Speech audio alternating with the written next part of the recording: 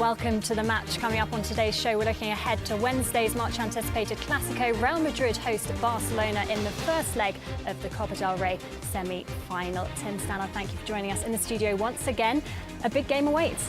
A huge game, and this is the most unique game in football, but at the same time, it's not that unique. I did some calculations over the last 3 years. I think they've played each other some 87 times now, but It never gets dull. It's each individual match is its own story. It's extremely high scoring. You're seeing, I think, the best players in the world, and we saw them playing over the summer in two fantastic games in the Super Copa, which Real Madrid won. Then they played in the league, and they won 2-2 there. So we're seeing about 4 or 5 goals in each particular game. When they first started 2-3 years ago, Mourinho, it was a little bit cagey. It wasn't the best, you could say, advertisement for Spanish football. But no matter the fact there might be 8 this season, this is the 4th. 2 in the Super Copa, there's going to be 2 in the league. 2 in the Copa del Rey, possibly 2 in the Champions League, or maybe 1 in the final, who knows. So although there are a lot of them, each one is a standalone fantastic event. Well, they're your thoughts ahead of Wednesday's Clásico. Let's hear now from 2 of the players, Cristiano Ronaldo, who of course scored that perfect hat-trick against Getafe, and Ricardo Carvalho. Very, very big game and tough game. We're going to play against one of the best teams in the world, so it will be big night, but we play in home. We have great possibilities, to do the great results.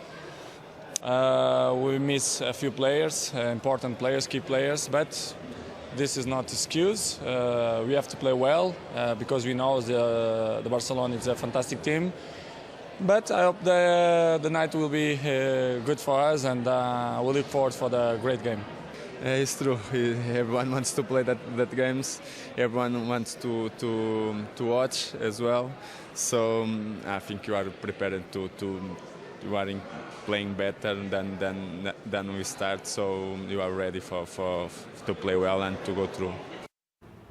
Cristiano Ronaldo talking there after scoring his 100th goal at the Santiago Bernabeu. What a performance he had against Getafe, that 4-0 win against Getafe. Well, it was a hat-trick, but by his standards, it was an average performance because he is so good. He got his hat-trick in under 10 minutes, so it was a very efficient one. It's like bang, bang, bang, match over.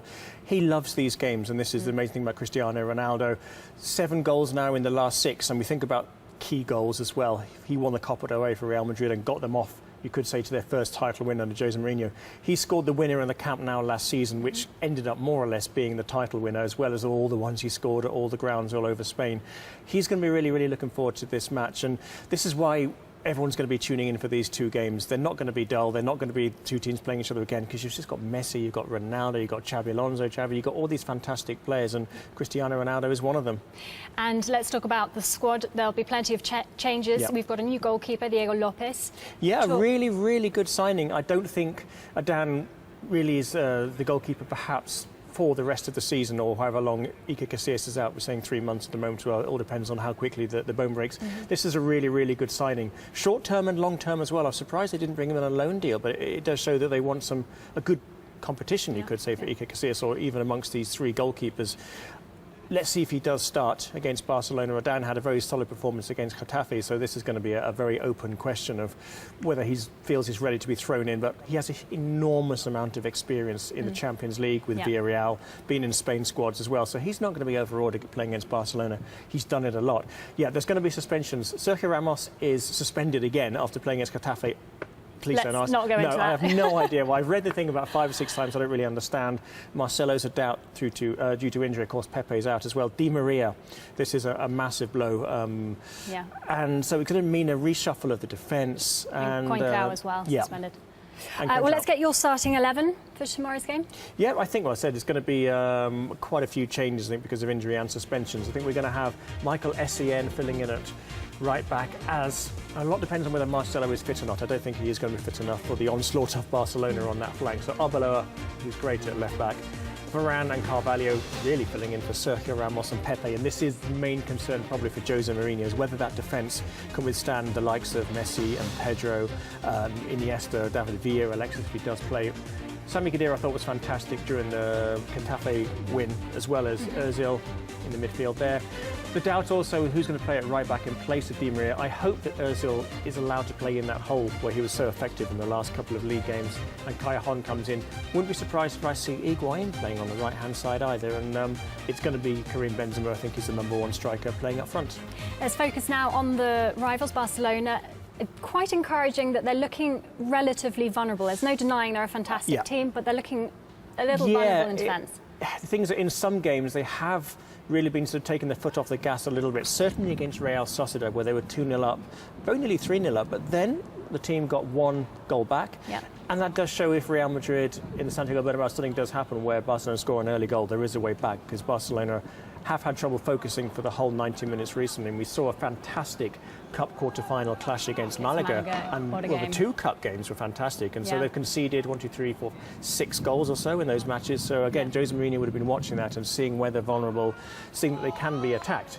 They're especially vulnerable on the right-hand side. Dani Alves is certainly improving going forward, but he still gives you a lot at the back, and there's a certain Cristiano Ronaldo who's going to be attacking on that flank. So you can see him having Dani Alves a very busy night. But yeah, obviously it's a fantastic team. So at the moment, Real Madrid and Jose Mourinho will be looking for what vulnerabilities they've got at the back, because going forward, they are exceptional.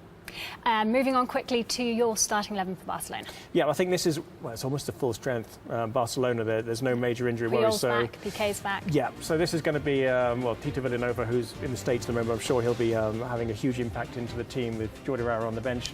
Valdez or Pinto? You know what? I think he's going to go for Valdez in this one. I think he really wants to win these couple of games, and Pinto, for me, is a major concern in goal. Alves, Piqué, Puyol. Puyol's not lost a Clásico in 5 years in those he's played, which is quite incredible.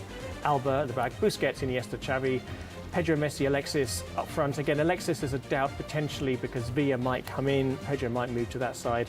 He might even reinforce the midfield a little bit with someone like Song and play Iniesta instead of Alexis. So they've got a full squad to choose from. So again, they'll want to keep Jose Mourinho guessing a little bit.